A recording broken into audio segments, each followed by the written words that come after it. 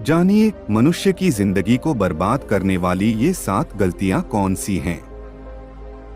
Hello दोस्तों, आप सभी का स्वागत है। दोस्तों, आज के उपदेश के माध्यम से मैं आपको उन 7 गलतियों के बारे में बताने जा रहा हूं, जो गौतम बुद्ध अक्सर अपने शिष्यों और सांसारिक लोगों को कभी न करने की सलाह देते थे। दोस्तों, अगर आप अपने जीवन में खुश रहना चाहते हैं तो आज से ही ये 7 गलतियां करना बंद कर दीजिए।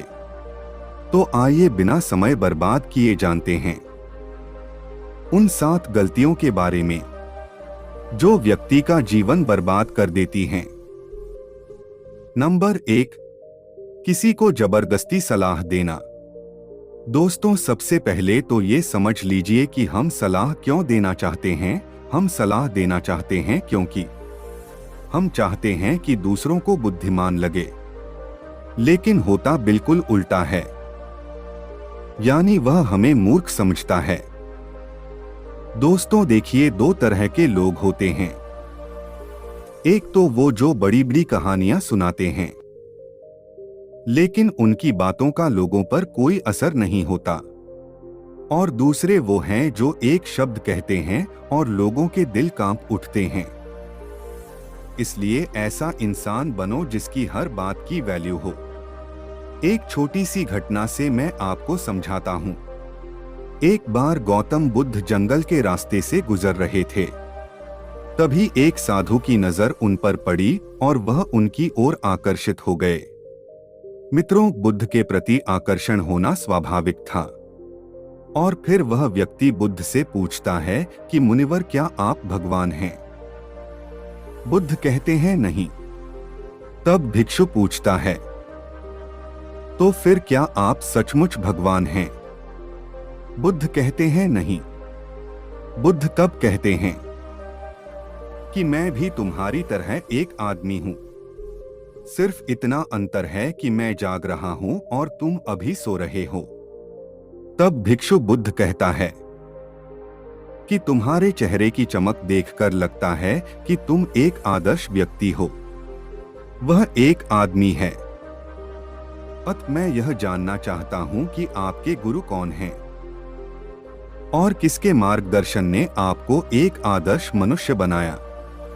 बुद्ध कहते हैं कि शुरू में मेरे कई गुरु थे, लेकिन मैं आत्मज्ञान के इस पथ पर अकेला ही चला और मैंने सैकड़ों गलतियां की। उसके बाद मुझे स्वयं ही आत्मज्ञान प्राप्त हुआ। यह सुनकर भिक्षु क्रोधित हो गया और बुद्ध से बोला, जाओ, मैंने तुम्हारे जैसे बहुत से पाखंडी देखे हैं। तुम गुरु का सम्मान लूट रहे हो। बुद्ध का उत्तर बिल्कुल सही था, लेकिन व्यक्ति के भीतर के बुद्ध का उत्तर गलत था। इसके बाद बुद्ध उस व्यक्ति को समझाने के लिए एक भी शब्द खर्च नहीं करते हैं। बाद में उन्हें इस बारे में पता चलता है, लेकिन उस समय बुद्ध अपनी ऊर्जा और समय बर्बाद नहीं करते। सूत्र यह है कि सलाह या ज्ञान केवल उन लोगों को दें जिन्हें इसकी आवश्यकता है। नंबर 2, अपने आप को किसी वस्तु, व्यक्ति या परिस्थिति से बांधना। दोस्तों, ये जिंदगी 2 रास्तों पर आधारित है। पहले आप प्रगति करोगे और फिर विनाश की ओर जाओगे। तो एक बात तो तय है कि अगर आप अभी प्रगति नहीं कर रहे हैं तो आप हर पल विनाश की ओर बढ़ रहे हैं। ये बात भले ही आप जानते हो या नहीं। दोस्तों, लोग नशा इसलिए नहीं छोड़ते क्योंकि उन्हें अभी तक पता नहीं होता कि यह भविष्य में कितना विनाशकारी हो सकता है। इसलिए जो चीजें आपके भविष्य में बाधा बन रही हैं, उन्हें धीरे धीरे ही सही आज से ही छोड़ना शुरू कर दें। फिर आपकी जिंदगी धीरे धीरे बदलने लगेगी। नंबर 3, हर किसी की सलाह को ज्यादा गंभीरता से न लें। दोस्तों, उसकी सलाह को गंभीरता से न लें जो देने लायक न हो। कैसे पता करें कि कौन योग्य है और कौन नहीं? सीधी सी बात है, अगर कोई बुजुर्ग व्यक्ति है और सभी लोग उसका सम्मान करते हैं, तो सिर्फ इसलिए उसकी सलाह को कभी गंभीरता से न लें। बड़े बुजुर्ग अच्छी सलाह देते हैं, लेकिन यह हर बार सच नहीं होता। दोस्तों, अगर आप कुक बनना चाहते हैं और किसी गायक से सलाह लेते हैं, तो संभव है कि गायक आपको सलाह तो दे, लेकिन आपका खाना नहीं बनेगा जो मानक आप चाहते हैं। हर सलाह को अपने अनुभव के आधार पर परखें और बिना अनुभव किए किसी नतीजे पर न पहुंचें। तो दोस्तों, हर किसी की सलाह को गंभीरता से ना लें। नंबर 4, न तो अपनी मां का अपमान करें और न ही किसी को आपका अपमान करने दें। इस पूरी दुनिया में अगर कोई है जो आपको निस्वार्थ भाव से प्यार करता है, तो वह आपकी अपनी मां है। दोस्तों, गौतम बुद्ध की माता, जिनका नाम महामाया था, बुद्ध को जन्म देने के 7 दिन बाद अपना शरीर त्याग दिया था। उसके बाद बुद्ध की मौसी, जिनका नाम रानी प्रजापति था, उनका पालन पोषण किया। गौतम बुद्ध ने अपने उपदेशों में अक्सर सांसारिक लोगों को यह सलाह दी है कि उन्हें अपनी मां से प्यार करना चाहिए और उनकी देखभाल करनी चाहिए, और न तो अपनी मां का अपमान करना चाहिए और न ही किसी और को ऐसा करने देना चाहिए। लेकिन देखो, मनुष्य का स्वभाव क्या है। वह उससे भी प्रेम करता है जो उससे प्रेम नहीं करता।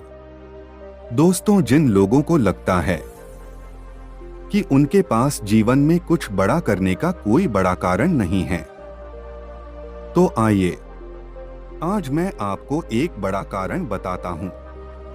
अपनी मां के लिए कुछ अच्छा करें, उन्हें वह जीवन दें जिसकी वह हकदार हैं। नंबर 5, दूसरों के बारे में सोचते रहना। प्रत्येक शब्द को ध्यान से सुनें। दोस्तों, अगर आप ध्यान से देखेंगे तो पाएंगे कि आप सारा दिन दूसरों के बारे में सोचते रहते हैं और फिर अंत में दुख ही मिलता है। इसलिए स्वार्थी बन जाएं और खुद से प्यार करें, लेकिन एक बात याद रखें कि खुद से किसी से प्यार करने या स्वार्थी होने का मतलब यह नहीं है कि आप दूसरों को नुकसान पहुंचाएं। मित्रों, बुद्ध भी स्वार्थी हो गए थे ताकि उन्हें ज्ञान प्राप्त हो सके। जब उन्हें आवश्यकता पड़ी तो उन्होंने अपने पिता, पुत्र, पत्नी या राज्य के बारे में नहीं सोचा और केवल अपने बारे में सोचा और सब कुछ छोड़कर जंगल में चले गए।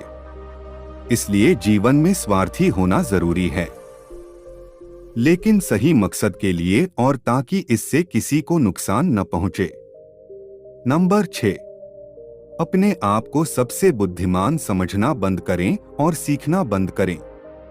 दोस्तों, हमारे समाज में ऐसे बहुत से लोग हैं जो अपने आप को सबसे बुद्धिमान मानते हैं और हमेशा कहते हैं कि उन्हें सब कुछ आता है। ऐसे लोग कभी भी कुछ नया सीखने की कोशिश नहीं करते, जिसके कारण वे हमेशा पीछे रह जाते हैं। दोस्तों, जब हम कहते हैं कि हम सब कुछ जानते हैं, तो हम अपने हाथों से ज्ञान प्राप्त करने का दरवाजा बंद कर लेते हैं, जिससे हम पिछड़ने लगते हैं। दोस्तों, बिल गेट्स और वॉरेन बफेट आज भी दिन में ज्यादातर समय पढ़ते रहते हैं और कुछ नया सीखते रहते हैं। दोस्तों, इसलिए हमेशा कुछ नया सीखते रहिए और आगे बढ़ते रहिए। नंबर 7, अपना समय बर्बाद करना। दोस्तों, जो दिन प्रतिदिन अपना समय बर्बाद करते रहते हैं, बाद में बहुत पछताना पड़ता है, क्योंकि समय, जैसा कि हम सभी जानते हैं, कभी वापस नहीं आता। दोस्तों, हमारे पास चाहे कितना भी पैसा हो, हम उस पैसे से 1 सेकंड भी समय खरीदकर वापस नहीं ला सकते। इसलिए हमारे पास जो भी समय बचा है, हमें उसका सदुपयोग करना चाहिए और कुछ ऐसा करना चाहिए जिससे लोगों और दुनिया का भला हो। दोस्तों, ये थी वो 7 गलतियां जो हमें अपने जीवन में कभी नहीं करनी चाहिए। और अगर आप भी अपने जीवन में ये 7 गलतियां कर रहे हैं तो आपको अब से ये 7 गलतियां करना बंद कर देना चाहिए। दोस्तों, आपको यह उपदेश कैसा लगा? कृपया नीचे दिए गए कमेंट बॉक्स में कमेंट करके हमें बताएं। साथ ही अगर आपको ये प्रवचन पसंद आया और ये आपके लिए उपयोगी लगा तो इस प्रवचन को अपने दोस्तों के साथ जरूर शेयर करें। दोस्तों, हम आपसे फिर मिलेंगे ऐसी ही एक सेल्फ हेल्प सलाह के साथ। तब तक आप जहां भी रहें खुश रहें और खुशियां बांटते रहें। हमें अपना बहुमूल्य समय देने के लिए हार्दिक धन्यवाद।